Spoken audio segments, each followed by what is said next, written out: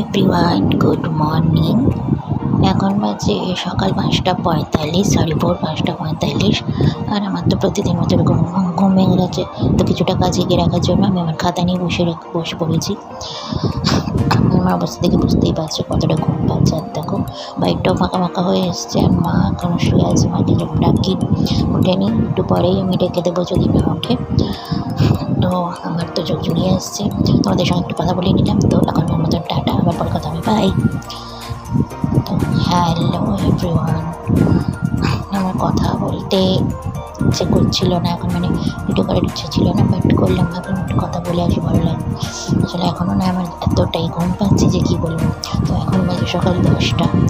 তো আমার তো খাওয়া কমপ্লিট হয়ে গেছে, আমার ব্রেকফাস্ট কমপ্লিট হয়ে গেছে। আজকে ব্রেকফাস্টে ছিল ডালের খিচুড়ি, আর বাইকটা দেখুন রোদ বেরিয়েছে, এখন প্রচণ্ড পরিমাণে রোদ বেরিয়েছে, আর আমার ঘুমও পাচ্ছে প্রচুর।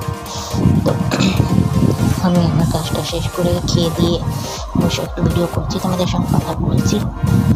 এরপরে মনে হয় আমাকে একটু শুতে হবে, না আসলেই না, আমার চোখ একদম বন্ধ হয়ে আসছে, তাকাতেই পারছি না। তো আমার ভাবলাম তোমাদের সঙ্গে একটু কথাই বলে নিই।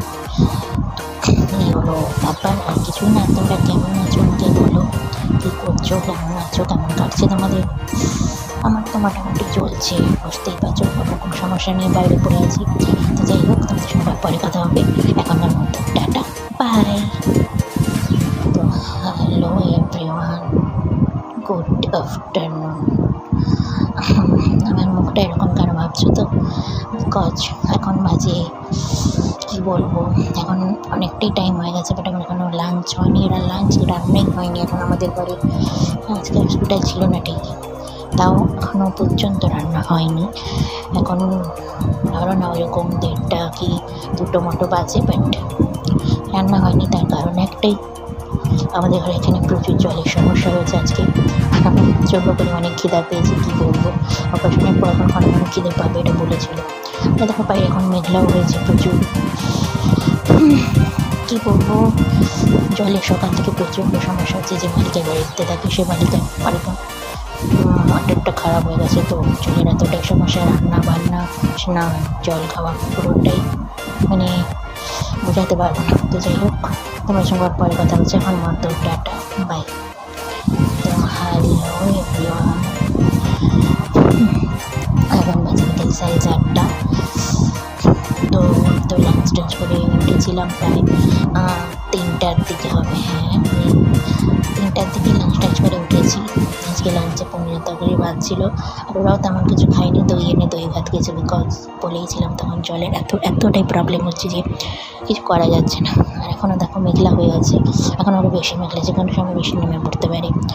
তো আমার এতটাই ঘুম পাচ্ছিলো যে শুয়ে পড়েছিলাম 3টার পরে। তো একটুখানি ঘুমিয়ে উঠে পড়েছি, বিকজ রাত্রে ঘুম না ধরার ফল ওই আর কি। বাট আজকে এতটাই জলের সমস্যা হচ্ছে, কিছু বলার নেই আমার। এরকম আজ 3 বছর এখানে আছি, এরকম সমস্যা কোনো দিনও হয়নি। তো যাই হোক, একটু কথা বলে নিতে চলে এলাম, তখন মতো বাই। তো হ্যালো এভরিওয়ান, কী করছো তোমরা সবাই? এখন হচ্ছে রাত্রি 10টা। আর আমার ডিনার হয়ে গেছে। আমার ডিনারে ছিল রুটি আর আলুর তরকারিটা ফোড়ন চুলে, যেটা আমার মা স্পেশালি করে, আমার খুবই ভালো লাগে। আর তরকারি হয় কিনা জানি না, বাট আমার খুবই ভালো লাগে। আর ওদের তো রুটি হয়নি, যখন বলেছিলাম জলের এত সমস্যা যে কী বলবো। ওদের এই জলের সমস্যার জন্য রুটি হয়নি, ওরা মুড়ি খাচ্ছে। আর জল মানে কী বলবো, মালিকের ঘরে মোটরটা খারাপ হয়ে গেছে, যে মালিকের ঘরে আমরা থাকি মোটর খারাপ হয়ে গেছে। সকাল থেকে জলই পাওয়া যাচ্ছে না, তার জন্য প্রচণ্ড পরিমাণে সমস্যা হচ্ছে। আর আজকে সেই জন্য ভালো করে ভিডিও করতে পারিনি, ভালো করে কথাও বলতে পারিনি, সেটা আমি নিজেও বুঝতে পেরেছি। বাট কী করবো বলো, এতটাই সমস্যা, আমার নিজেরই ভালো লাগছে না। তো জল না হলে জীবনে বাঁচা যায় বলো, তোমরাই বলো। তাই আজকে প্রচণ্ড সমস্যা হচ্ছে, প্রচণ্ড প্রবলেম হচ্ছে আমাদের। তো আমার জন্য তো রুটি করতেই হবে, আমার জন্য একটু রুটি করে দিয়েছিল কয়েকটা, আর ওরা খাচ্ছে মুড়ি।